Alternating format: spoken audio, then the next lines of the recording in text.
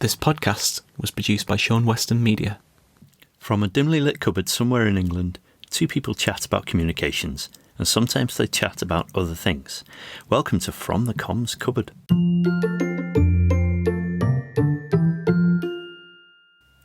Alright, so today let's talk about the tricky subject of making decisions by committee.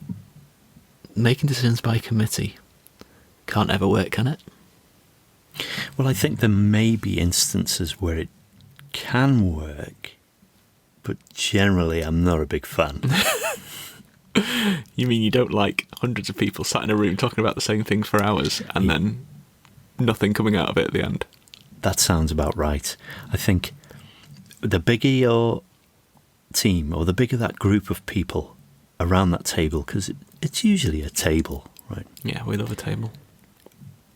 I think you don't come to a consensus quick enough. Too many, it's a cliche, too many chefs. Yeah, definitely. So, communicating by committee then, or making a decision about what to say or what to do by committee, that's quite painful, isn't it? Why? Well, for me, it's all the multiple opinions coming together can really dilute what you need to say.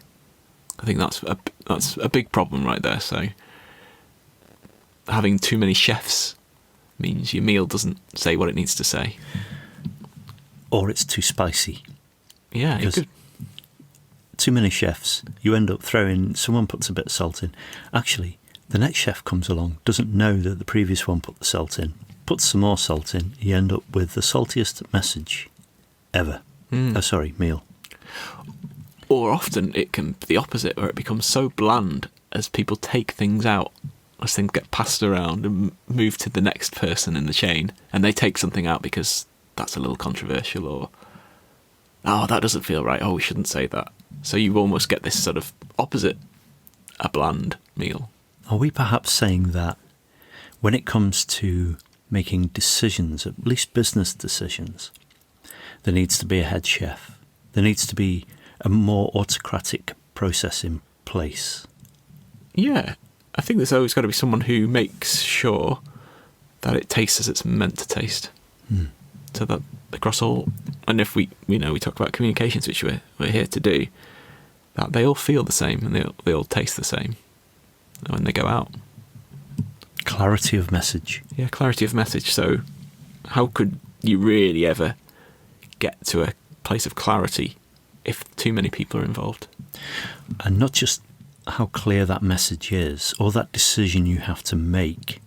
It's a little bit about the tone of voice, having the right tone of voice. Yeah. I suppose multiple people have got multiple versions of how they think that message should go out or that project should be run, etc. I have good experience of this. I worked for a company that tended to entrust small groups of people with projects. You didn't have to actually run anything by the CEO. He said, go for it. I trust you to lead this tiny group and go do it. And if it fails, then you try again, you try something different. He was really good like that. The groups were no more than 4 people. Okay. Is that something that's possible? You see, that was a Dutch company. Is that possible in Britain? Absolutely possible. It's the trust thing again, isn't it? We've talked about this before, but empowering people to do their job. So I think if you're a communications professional, you're there, you've been hired for a reason, you've been brought in for a reason. So trust that person to bring their expertise, provide guidance, advice on how best to do that. But then don't pass it around 10 other people after they've been involved, because you'll lose that clarity, won't you? You'll lose that advice. Why do those other people want to still be involved, do you think? Well, maybe they don't think it's the right decision. They have their own sort of power struggle, maybe. But I think also, if something's a very important thing that's going to go out to a business, it's going to impact a lot of people, they probably just want to make sure it's right. And sometimes it's hard to trust other people to make sure it's right. But the best working version of those small groups is when one of perhaps the 4 people takes ownership of it. Or do you think all 4 should take ownership of it? I think if they're all together and empowered to do it, then they should all take ownership for it. There almost has to be an agreement, doesn't there? I think if you come away from your group and you're all at odds, then you've not done a very good job as a group. I guess you've got to trust the people who've got the experience in that area. So if you're in a small group, one of you is a communications expert, one of you is a programmer, one of you is a, marketeer, then you go with the person who's got that experience. Here's the great thing about my Dutch example, is someone did take ownership and they would start off the group, but they would cherry pick the 3 other people they wanted in that group to make it happen. The 3 best people to make that happen. That's an exciting way of doing it, isn't it? It was great because more often than not, you came out with what you were supposed to come out with. I would say 2 times out of 10, something didn't work so well, and you would learn from it and try again. It was a great environment. I wish I had come across it a little more in other companies I'd worked for. You've met a designer. You've met designers that really take ownership over that thing they're designing, and they're the one with the skills to do it. But suddenly they are being thrown into a room of 100 people.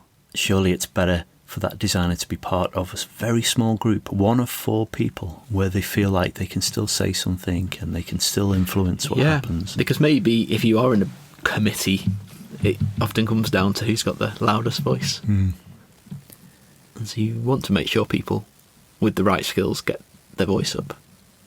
Like you say, that designer who can create beautiful things but gets lost because someone says, oh, I'd like it to look like this.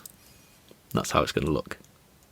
Do you think it's necessary for a CEO to give approval?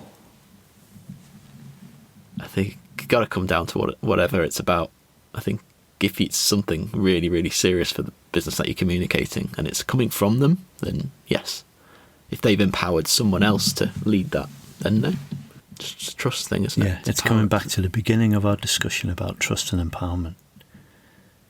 Because I think there are instances where a CEO can sometimes know half the story.